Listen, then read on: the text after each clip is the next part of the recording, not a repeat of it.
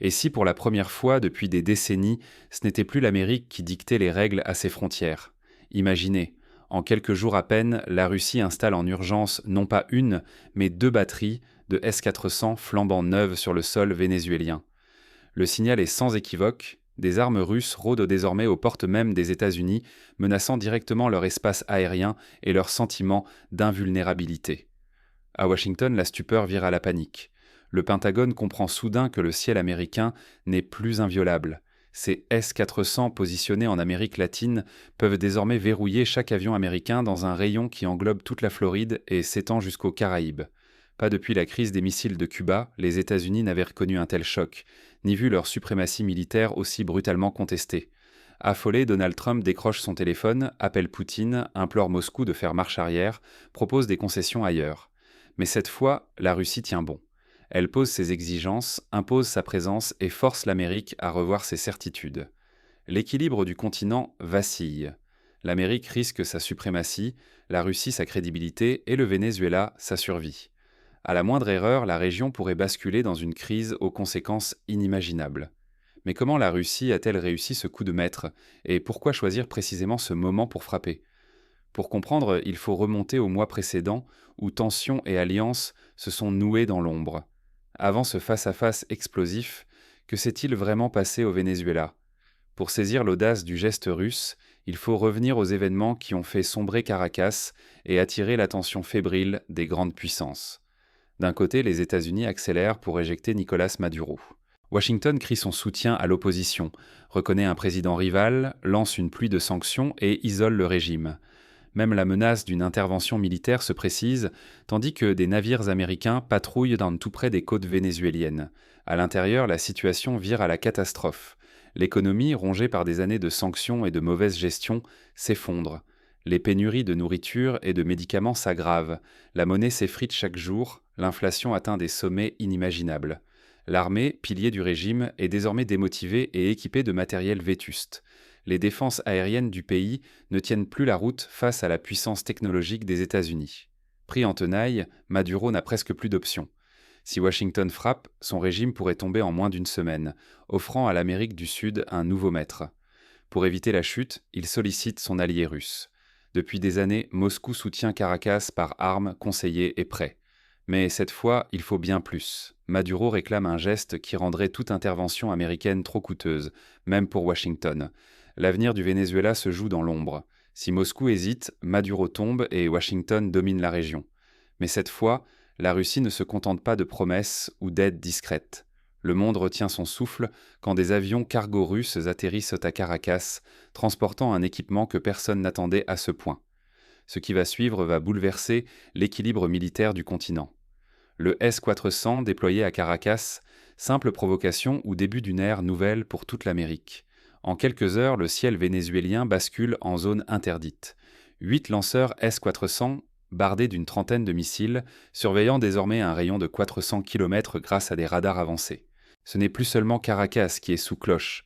La menace s'étend jusqu'au sud de la Floride et couvre une large part des Caraïbes. Pour la première fois depuis la guerre froide, la possibilité que des avions américains soient abattus au-dessus de leur propre territoire devient réelle. Le Pentagone voit sa suprématie aérienne s'effondrer à quelques heures de vol de Miami, incapable d'assurer la sécurité de ses propres bases. Mais la vraie rupture, c'est la présence d'officiers russes aux commandes. Impossible de laisser seuls les opérateurs vénézuéliens. Ingénieurs et militaires moscovites contrôlent maintenance et tir. Toute frappe américaine signifierait tuer des Russes, franchissant la ligne rouge d'une confrontation directe entre puissances nucléaires. Le scénario d'une frappe préventive est sérieusement étudié à Washington, mais face au risque d'escalade nucléaire, Donald Trump hésite. L'option militaire, tant martelée, ressemble à une impasse. Une seule erreur et le monde bascule. L'enjeu, la crédibilité de Washington, la sécurité de millions de personnes et le prestige des deux superpuissances. Moscou, inflexible, fait du S-400 le symbole de son audace retrouvée. Les canaux diplomatiques s'enveniment. La tension grimpe sans retour. Personne ne veut céder le premier. Dans les coulisses du pouvoir, chaque camp attend le moindre signe de faiblesse. Mais l'escalade n'a pas encore révélé son visage le plus dangereux. Qui pliera le premier? L'Amérique humiliée ou la Russie enhardie? L'échec des négociations signe une nouvelle ère. Moscou refuse désormais les compromis unilatéraux. Pour retirer ses S-400 du Venezuela, le Kremlin exige le retrait symétrique des batteries américaines en Europe de l'Est. Aucun camp ne cède, la tension s'installe, incandescente. Pour la première fois depuis plusieurs décennies, Washington se découvre vulnérable sur son propre continent. L'armée américaine, d'habitude toute puissante, ne garantit plus la sécurité aérienne de ses alliés ni celle de ses frontières sud. La Maison-Blanche perd l'initiative et l'équilibre de l'hémisphère occidental bascule. En Amérique latine, l'incertitude domine. Cuba, le Nicaragua, la Bolivie et d'autres pays revoient leurs alliances. Certains s'éloignent de Washington, d'autres cherchent Moscou ou Pékin. L'influence américaine, jadis incontestée, s'effrite à vue d'œil. Plus troublant encore, la Maison-Blanche dépend désormais des décisions du Kremlin. Il faut remonter à la guerre froide pour une telle inversion.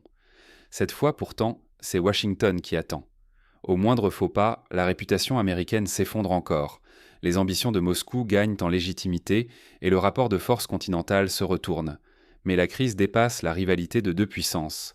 Elle bouleverse la notion même de sécurité collective et annonce peut-être un nouvel ordre mondial. Alors que les regards du monde entier se tournent vers Caracas, chaque mouvement devient décisif. Les prochains jours pourraient tout changer. Quand le rapport de force bascule, qui tire vraiment les ficelles? La Russie vient de frapper un grand coup. L'installation soudaine de ces systèmes S-400 au Venezuela ne relève plus seulement de la posture défensive. Moscou prouve qu'elle peut protéger ses alliés jusque dans l'arrière-cour de Washington, et ce, sans déployer de divisions entières. En quelques batteries, elle rebat les cartes militaires d'un continent tout entier. Face à cette audace, les États-Unis n'ont plus le luxe de décider seuls du sort de leurs voisins. Pour la première fois depuis la guerre froide, la Maison-Blanche doit négocier la sécurité de son propre hémisphère. La diplomatie de la force montre ses limites dès lors qu'un rival sait imposer ses propres crises. Les petits États sont les nouveaux acteurs de ce jeu dangereux. Jadis soumis au plus fort, ils découvrent qu'un soutien extérieur peut transformer la donne. Leur faiblesse devient soudain un atout, mais à double tranchant, s'allier à une grande puissance, c'est risquer représailles et escalade. Aujourd'hui, le vrai pouvoir, c'est d'imposer le rythme et de créer des dilemmes insolubles à l'adversaire. L'art de déplacer la pression et de forcer la réaction prime sur la force brute. Les règles ont changé et personne ne maîtrise vraiment la suite. Pour les régimes menacés, la fenêtre d'opportunité s'ouvre. La protection d'un rival peut garantir la survie, mais elle expose aussi à l'inconnu et au risque d'un conflit élargi. Alors, faut-il saisir la main tendue d'une grande puissance ou au contraire éviter d'être le champ de bataille de leur rivalité? Bientôt, un incident imprévu va mettre à l'épreuve ces nouveaux équilibres. Jusqu'où les grandes puissances sont-elles prêtes à aller pour défendre leurs intérêts? Chacun doit désormais choisir son camp ou apprendre à survivre entre deux géants. Ce que nous venons de vivre dépasse un simple accrochage diplomatique.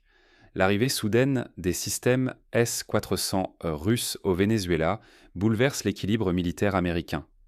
Pour la première fois, depuis plus de 50 ans, la sécurité des États-Unis est menacée dans leur propre hémisphère. Ce geste marque une rupture. La Russie n'est plus en repli. Moscou impose ses conditions et transforme la vulnérabilité américaine en arme de négociation.